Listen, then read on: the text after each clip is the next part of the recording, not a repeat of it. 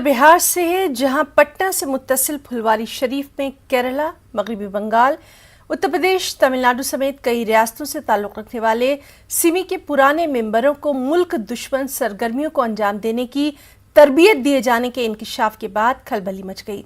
Patna police के अलावा ATS special branch और दीगर एजेंसियां इस पूरे मामले पर मुसलसल कार्रवाई कर रही हैं। इस मामले में फुलवारी शरीफ के नयाटोला में अमर पैलेस के मालिक मकान मोहम्मद जलालुद्दीन और सिमी से वाबस्ता मोहम्मद अतहर को गिरफ्तार करने के बाद आज एजेंसियों ने पटना पुलिस की मदद से मजीद 3 लोगों को हिरासत में लिया। इस वक्त हम फुलवारी शरीफ के नया टोला स्थित अहमद पैलेस के पास मौजूद हैं और यही वो अहमद पैलेस है जिसको लेकर पटना पुलिस ने तमाम दावे किए हैं।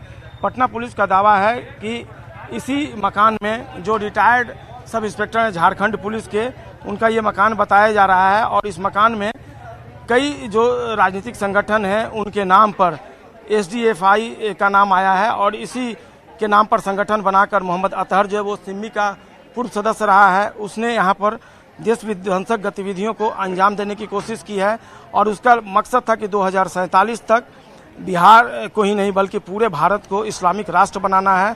जो दो समुदाय विशेष हैं उनके आपस में उनके विरुद्ध वैमनस्य पैदा करना है, देश विरोधी गतिविधियों को अंजाम देना है और इसी को लेकर मार्शल आर्ट की आड़ में न केवल केरल बल्कि वेस्ट बंगाल, उत्तर प्रदेश और तमिलनाडु ऐसे जो राज्य हैं वहाँ के युवाओं को बुलाकर उनको मार्शल आर्ट की आड़ में ट्रेनिंग दी जा रही थी और तमाम तरह की जो एक्टिविटीज़ थी देश विरोधी गतिविधियाँ उसमें इन्वॉल्व किया गया था। ये दावे पटना पुलिस ने किए हैं। हालांकि यहाँ के लोग इस दावे से इत्तेफाक नहीं रखते। इन लोगों का कहना है कि जो मोहम्मद जलालुद्दीन है, जो मकान मालिक हैं, उनकी साफ छवि रही है। हाँ, उन्होंने किराया जरूर मोहम्मद अतहर को दिया है, जिसके बारे में जिसका इतिहास जिसका बैकग्राउंड रहा है कि वह मोहम्मद सिमी का प्रतिबंधित संगठन जो है उससे रिलेटेड था और कई जो आतंकी हैं उसको उन्होंने बेल करवाया था। और हालांकि यहाँ पर चूक भी हुई है। बिहार की एजेंसियों की बात कर लें तो मोहम्मद अतहर यहाँ पर बतौर किराएदार कई महीनों से रह रहा था। इसकी जानकारी बिहार की एजेंसियों को नहीं थी और प्रधानमंत्री नरेंद्र मोदी जब आए थे ठीक उसके एक दिन पहले 12 जुलाई के एक दिन पहले 11 जुलाई को पटना पुलिस ने इस मकान में छापेमारी की और मोहम्मद अतहर और मकान मालिक को गिरफ्तार किया। इन दोनों को जेल भेज दिया गया है।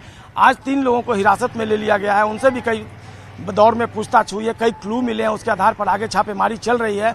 और इस पूरे मामले में बिहार में स्पेशल ब्रांच हो, एनआईए हो, पटना पुलिस हो या फिर बिहार पुलिस की दूसरी एजेंसियां हो, लगातार कार्रवाई और छापेमारी कर रही है। क्या कुछ निकल कर सामने आता है इस पर नजरें लगातार टिकी हुई हैं और देखना होगा इस पूरे मामले का किस कदर आगे खुलासा होता है। कैमरा पर्सन अजय दुबे के साथ संजय कुमार, न्यूज़ 18 पटना।